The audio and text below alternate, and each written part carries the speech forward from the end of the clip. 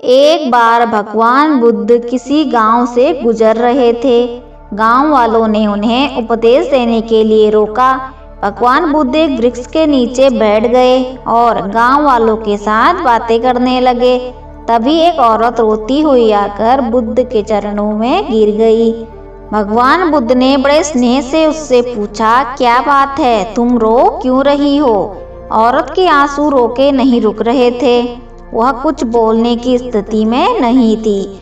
जब गांव के अन्य लोगों ने उसे किसी तरह शांत किया तो वह रोते रोते बोली, भगवान, मेरा इकलौता बेटा इस दुनिया को छोड़कर चला गया है। मैं उसके वियोग का दुख नहीं सह सकती। मेरी छाती दुख के बोझ से फटी जा रही है।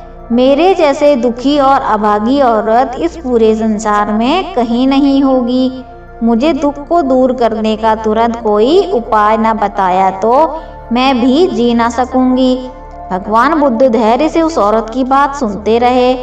कुछ देर चुप रहने के बाद उन्होंने उस औरत से कहा, मेरी तुमसे एक प्रार्थना है। तुम पूरे गांव और अगर जरूरी हो तो पड़ोस के गांव में भी घूमकर आओ और किसी भी ऐसे घर से मुट्ठी भर चावल ले आओ जहां कभी किसी की मौत ना हुई हो। औरत उठी और दीवानों की तरह एक घर से दूसरे घर, एक गांव से दूसरे गांव भटकती रही। वह घर में जाती और यही बात पूछती कि क्या तुम्हारे घर में कोई मौत हुई है? उसे हर जगह हाँ में जवाब मिलता। शाम होते होते थकी मांदी दुख से चूर होकर बुद्ध के पैरों में गिर पड़ी। यह कहते कहते उसका गला रुंध गया कि एक भी घर उसे ऐसा नहीं मिला जहां मृत्यु ने दस्तक ना दी हो।